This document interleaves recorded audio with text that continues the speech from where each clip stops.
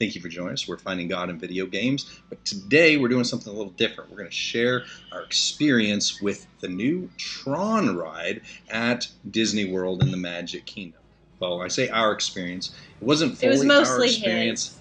So just to be transparent here, that's not the intention. We got an opportunity to preview this ride, but one of us is an expectant parent. The other one of us just likes to eat too much pasta. So, but they still let me on the ride. They were like, no, you're going to be just fine. There's no pasta being served there.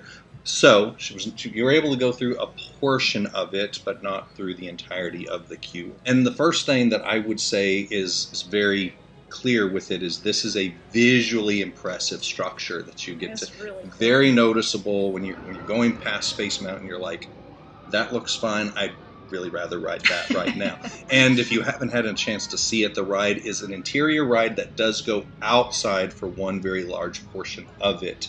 So Was it mostly indoors? It is all indoors except for that one part where you get to see that. But the ambiance of it, you have the Tron music is really, really cool. In fact, and I'll say a lot of what I noticed about this is there's a lot of similarities to the Guardians of the Galaxy ride. Some very positive ones. So the first part of it, from a world building perspective, and I guess spoiler alert here, if rides have spoilers, I mean, it's not really a story ride, so to speak. I feel like Guardians had more of a spoiler. Guardians is a big story-based piece, whereas this is really just a ride that is built within the world of Tron. It's not really connecting to the mythology of it more than just the obvious that you're riding light cycles and you're racing and you're the blue team. But outside of that, it's pretty much the same stuff that you're hoping for in this, which is it is going to be a dark ride. Technically, you're going to be indoors for the majority of it. And then similar to Guardians, if you've ever rode it, you're going to be able to see a bunch of different graphics going on the walls. As far as the queue itself, fun and neat in its own way, but not as remarkable as Guardians. This is not, or even Avatar for that matter. It's not a story building queue. Didn't you say it was kind of a short queue? It wasn't once you get inside, because this is a virtual queue that you go into for it. So once you get inside of the queue, there's only a couple of staging areas. It kind of, if you rode Guardians of the Galaxy, it kind of feels like it's just the last half of Guardians of the Galaxy. There's not the funny aspects that you get to hear stories and things like that. There's a couple of quick little things there that you get to see. Basically, it's a lot of blue lights and a lot of black. But it looks really cool. So if you're a fan of Tron and you're a fan of that motif, you're going to see a lot of fun picture opportunities there.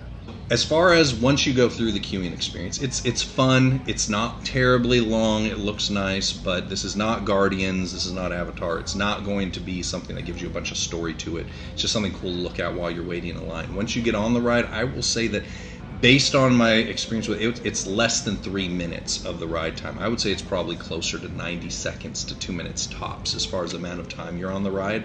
What's really cool about it is once you get on it, you get into cycle pose, and then as you pull the handlebars up to you, the back of it kind of comes down. So I will say, as somebody who is not the bravest person when it comes to rides, I was surprised I felt very secure on the ride. And I've rode like Hagrid's over at Universal. I was not as much of a fan of that experience. It was very scary for me. But in this one, I felt very secure within the capsule on the cycle piece of it. At no point was I worried about falling out. Like, I'll just tell you, I don't even like Space Mountain. Like, I don't like Everest. I just don't feel as secure as I'd like to in those rides. But I like Guardians. It's right at the level that I'm comfortable with. This, for me, I felt very comfortable within it. It does go very fast. It posted 60 miles per hour. It doesn't really accelerate or decelerate. It just, once you're on, you go, and when it stops, it's because you're done. So it's going to go very, very fast right out of the gate, and it's going to stay that speed for the majority of it. It's not something that's going to have a lot of drops. And this is where I would compare it to Guardians. It's very smooth as it moves in and out of going up and down. It's not sudden stops or any kind of, honestly, sudden drops or sudden rises. You can kind of, even though it's dark, there's enough lighting on the graphical screens around you to kind of feel like you know what's coming next.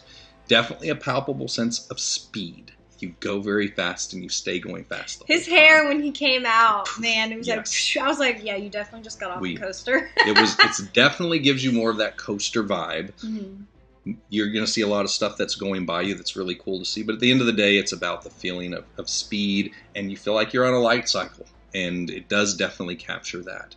And then, from what I understand, there's supposed to be photo opportunities within it as well. We didn't get to test that. It wasn't going at that time. I have a feeling that if there was a picture of it, it would look like this.